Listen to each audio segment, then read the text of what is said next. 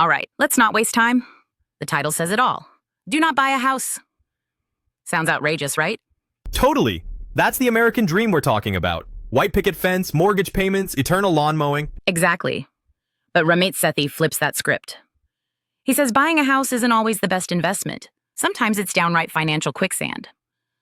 So you're telling me renting isn't just for people who haven't made it yet? Not at all. Ramit actually chooses to rent. And this is the guy who teaches people how to be rich. His logic? The math just doesn't add up. He ran the numbers and saw that renting saved him thousands per month, money he invested instead. Wait, so it's not just about the monthly mortgage. There's taxes, repairs, maintenance, all those phantom costs? Yep. And opportunity cost. Like what that down payment could have earned in the stock market over 10 years. That's the part most people forget. It's wild how deeply we're conditioned to think buying means winning. Exactly. That's one of the biggest myths Ramit tackles. He says most people define success by what society tells them, like own a house or buy a luxury car, rather than what truly matters to them.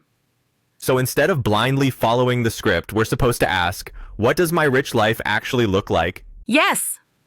But get this, less than 1% of people can answer that in detail. No way. Not even a little vision board? Apparently not. Most people say freedom or do what I want, when I want. But when you dig deeper, they haven't thought about the seat they'd sit on when they travel, or the restaurants they'd eat at. That level of specificity. Makes sense. If your rich life is just vague ideas, your money choices won't align. Boom! That's the disconnect. Ramit says if he sees your spending, just 4 numbers: fixed costs, savings, investments, guilt-free spending, he can tell your values instantly. Speaking of which, I love that he has guilt-free spending as a category, like, yes, let me buy that overpriced sushi without shame. Totally. He says spend extravagantly on the things you love, but be ruthless with things you don't. Like business class flights over 4 hours? That's literally one of his 10 money rules. Also, always have a year of emergency funds. Invest 20% of your income.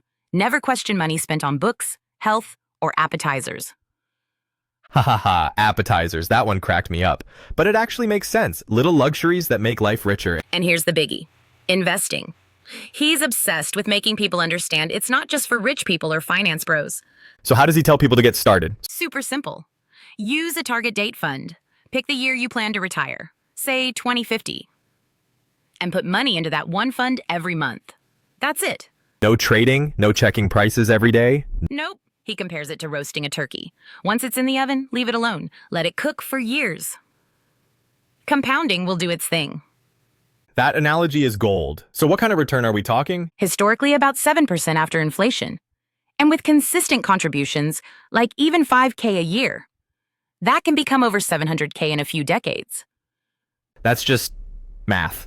Beautiful, boring math. Which is the opposite of crypto hype. He says if you want to play around, sure, put 1.5% of your portfolio into crypto or a friend's bar in Brooklyn. But your core investments? Boring and diversified. Okay, but what about doubling income? He said that's just as important, right? Yep. He pushes people, personal trainers, writers, designers, to rethink where their skills can earn more. Like a designer doing nightclub flyers in Manchester moves to Dubai and earns 50x doing luxury branding. It's all about shifting markets. Same skill, better payoff. Exactly. That's the kind of strategic thinking most people miss. Instead, they're stuck chasing get-rich-quick plays when they could be stacking wins slowly. The real way wealth is built. So to wrap up, what's the big takeaway here? Learn the language of money. Know your numbers.